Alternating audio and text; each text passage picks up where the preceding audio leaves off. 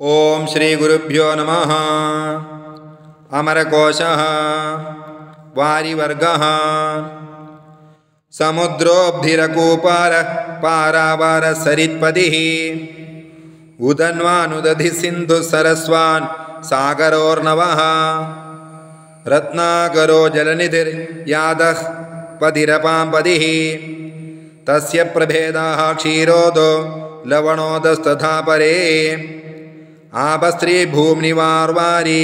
सलिलं कमलं जलं पयकीलालमृतं जीवनं भुवनं वनं कबन्धमुदकं पाथ पुष्करं सर्वतोमुखम् अम्बोर्णस्तोयपानीयनीरक्षीराम्बुशम्बरं मेघपुष्पं घनरसस्त्रिषु द्वे आप्यमम्मयं भङ्गस्तरङ्ग ऊर्मिर्वा स्त्रियां वीजिरथोर्मिषु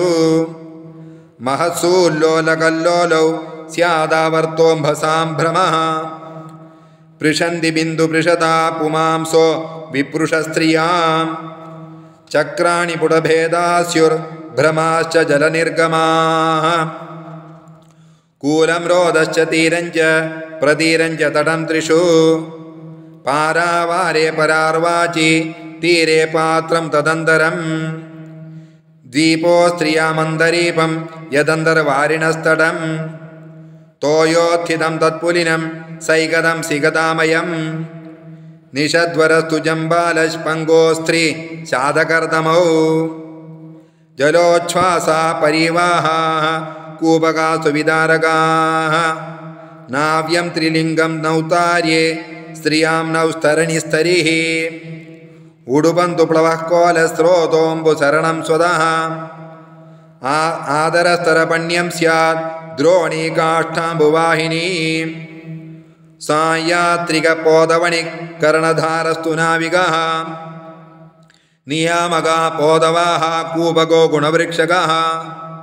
नौकादण्डः क्षेपणी स्यात् हरित्रं केनिपातकः अभ्रिस्त्रीकाष्ठकुद्दालसेकपात्रं सुसेचनं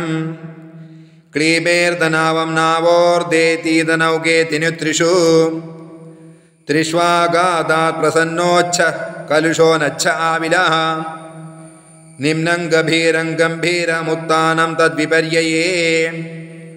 अगाधमतलस्पर्शे कैवर्ते दाशदीवरौ आनाय पुंसिजालं स्याच्छणसूत्रं पवित्रकं मत्स्याधानी कुवेणी स्यात् बडिशं मत्स्यवेधनं पृथुरो माझषो मत्स्यो मीनो वैसारिणोण्डजः विसारशकुली चाथ गडगशकुलार्भगः सहस्रदंष्टः पाठीन उलूपी शिशुगः समौ नलमीनश्चिलिजिमः प्रोष्ठीतु शफरीद्वयोः क्षुद्राण्डमत्स्यसङ्गाद पोदाधानमथोजशाः रोहितो मद्गुरशालो राजीवशकुलस्तिमिः तिमिङ्गिलादयश्चात यादांसि जलजन्तवः तद्भेदा शिशुमारोद्रशङ्कवो मकरादयः स्यात्कुलीरकर्कटक कूर्मे कमठगच्छभौ ग्राहोवहारो नक्रस्तु कुम्भीरोदमहीलता गण्डूपदकिञ्जुलगो निहाका गोधिका समे रक्तपादुजलौकायां स्त्रियां भूमिजलौकसः मुक्तास्फोटस्त्रियां शुक्तिशङ्खस्स्यात् कम्बुरस्त्रियौ क्षुद्रशङ्खाः शङ्खनखाः शम्भूका जलशुक्तयः भेके मण्डूकवर्षाभूषालूरप्लवदर्दुराः शिलीगण्डूपदी बेगे वर्षाभ्वि कमठीडुलिः मद्गुरस्य प्रिया शृङ्गी दुर्नामा दीर्घकोशिका जलाशयो जलाधारस्तत्रागाधजलो ह्रदः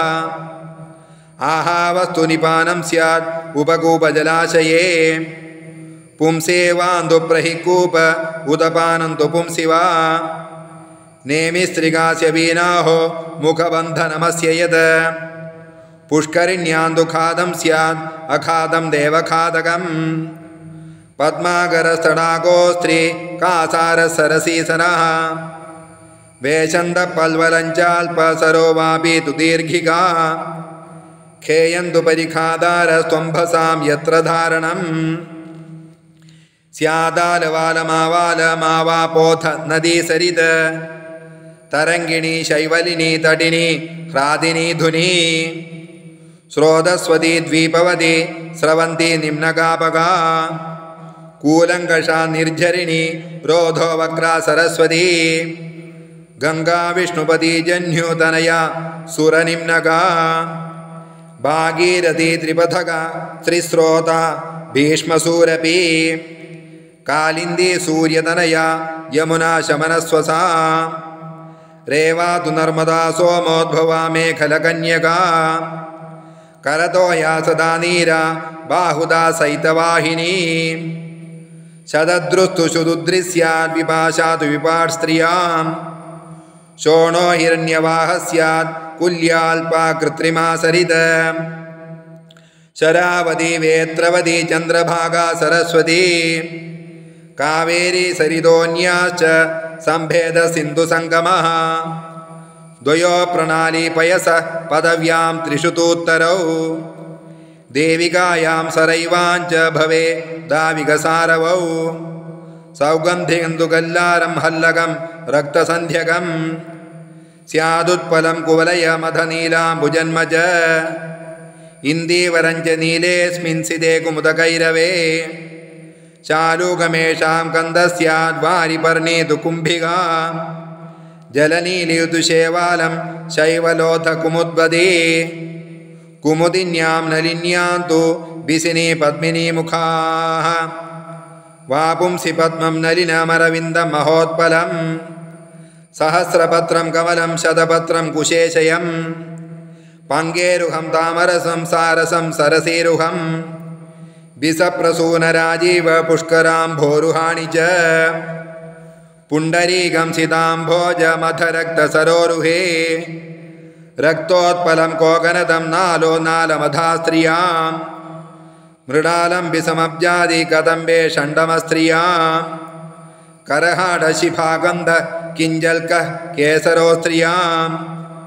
संवर्तिका नवदलं बीजकोशो वराटकः इति वारिवर्गः उक्तं सौर्व्योमदिक्कालदीशब्दादिसनाट्यकं पातालभोगिनरकं वारिजैषां च सङ्गतम् इत्यमरसिंहकृतो नामलिङ्गानुशासने स्वरादिकाण्डप्रथमः साङ्ग एव समर्थितः इत्यमरकोशस्य प्रथमं काण्डं समाप्तम्। ओम।